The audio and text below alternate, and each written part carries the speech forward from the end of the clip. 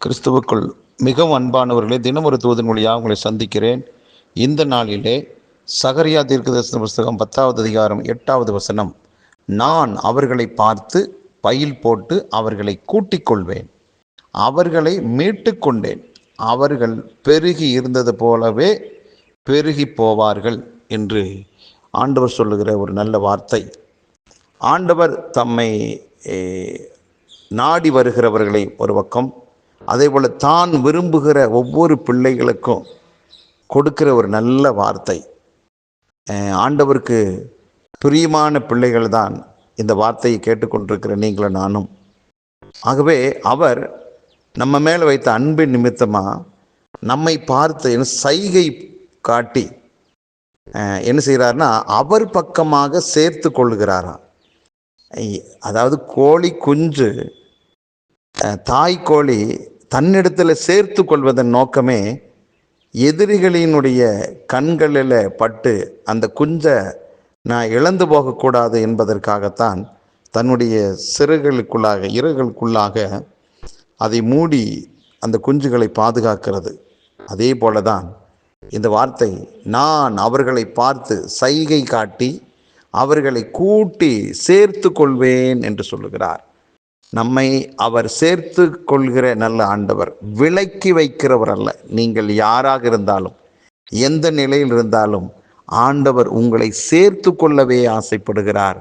அருமையானவர்களை, நீங்கள் நினைக்கிறீங்க, ஐயோ நான் இப்படிப்பட்ட விதங்களில் இருக்கிறேன், நான் ஒரு பாவி, நான் ஒரு துரோகி, ஆண்டவருக்கும் கிட்ட போய் நிற்கிறதுக்கு எனக்கு தகுதி இல்லை என்று உங்களை நீங்களே பல்வேறு விதங்களில் பார்த்து தகுதி இல்லை என்று சொல்லி விலகி ஓரமாக நிற்கிறீங்க. ஆனால் ஆண்டவரோ சைகை காட்டி, வா மகனே வா என்று சொல்லி, மகளே நீ என்னிடத்தில் வா என்று சொல்லி சைகை காட்டி உங்களை சேர்த்து கொள்ள அவர் துடிக்கிறார். சேர்த்து கொள்வேன் என்று உங்களையும் என்னை பார்த்து வாக்கு பண்ணுகிறார். ஆகவே நீங்கள் விலகி போகாதீங்க. ஆண்டவருடைய சத்தத்தை கேட்டு அவர் கிட்ட நெருங்கி வாங்க. அதோடு மட்டுமல்ல, ஆண்டவர் சொல்றார், உன்னை நான் மீட்டு கொண்டேன்கிறார்.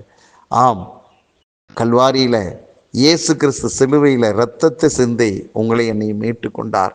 நாம் எல்லாரும் கிரயத்துக்கு வாங்கப்பட்டிருக்கிறோம். ஆகவே நம்மை அவர் நேசிக்கிறார். அவர் நம்மை மீட்டு கொண்டார்.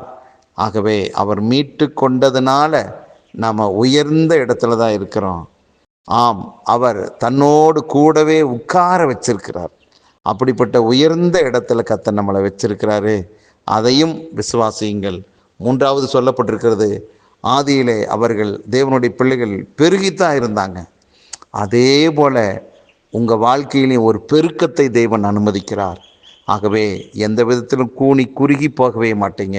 அன்பானவர்களே, தேவன் உங்கள் மேலே வச்ச அன்பின் நிமித்தமாக சத்துருவின் பார்வை உங்கள் மேலே விழுந்து நீங்கள் கெட்டு போகக்கூடாது என்பதற்காக சைகை காட்டி உங்களை சேர்த்து கொள்ளக்கூடியவராகவும், அதே போல மீட்டு கொண்டேன் என்று சொல்கிறார், கிரியத்தை கொடுத்து. ஆகவே மீட்டு கொண்டவராக இருக்கிறார். இனி உங்களுக்கு அடுத்து என்ன நடக்க போகிறதுன்னா, நீங்கள் பழுகி பெருக போகிறீங்க.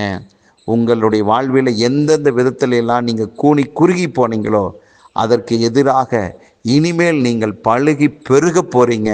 இதுவே உங்களை குறித்து கர்த்தரின் சித்தமாக இருக்கிறது.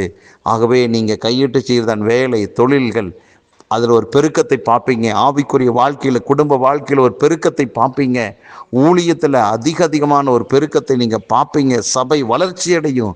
நிச்சயமாக நீங்கள் உயர்வீர்கள். இதுவே தேவன் உங்களை குறித்து வைத்திருக்கிற திட்டமும் அவருடைய சித்தமுமாக இருக்கிறது. இது நடக்கும். அவர் மேலே, அவர் வார்த்தை மேலே நம்பிக்கை வைத்து காத்திருங்கள். நல்ல பிதாவே, இந்த நல்ல வேலைக்காக நன்றி. இயேசு கிறிஸ்துவின் நாமத்தினால ஆண்டவரே ஒவ்வொருவரையும் நான் வாழ்த்துகிறேன், ஆசீர்வதிக்கிறேன். தேவன் தம்மை ஆண்டவரே பார்த்து ஆண்டவர் நிற்கிற இயேசுவே என்று கூப்பிடுகிற ஒவ்வொருவரின் சத்தத்தை கேட்கிறேன். நீர் உம்முடைய கண்களால் அவர்களை பார்த்து அவர்களை பாதுகாப்பான இடத்துக்கு சைகை காட்டி அழைத்து மீட்டு கொண்டு அவர்களை பழுகி பெருகச் செய்வேன் என்று வாக்கு பண்ணியிருக்கிறேன். நீ சொன்னபடியே செய்ய போறீங்க. ஒவ்வொருவருடைய வாழ்க்கையிலும் சிறக்க போறதுக்காக நன்றி. பழுகி பெருக போறதுக்காக ஸ்தோத்திரம். ஒவ்வொருவரை வாழ்த்தி ஆசீர்வதிக்கிறேன். இயேசு கிறிஸ்துவின் நாமத்தை ஜெபிக்கிற நல்ல பிதாவே, ஆமேன்.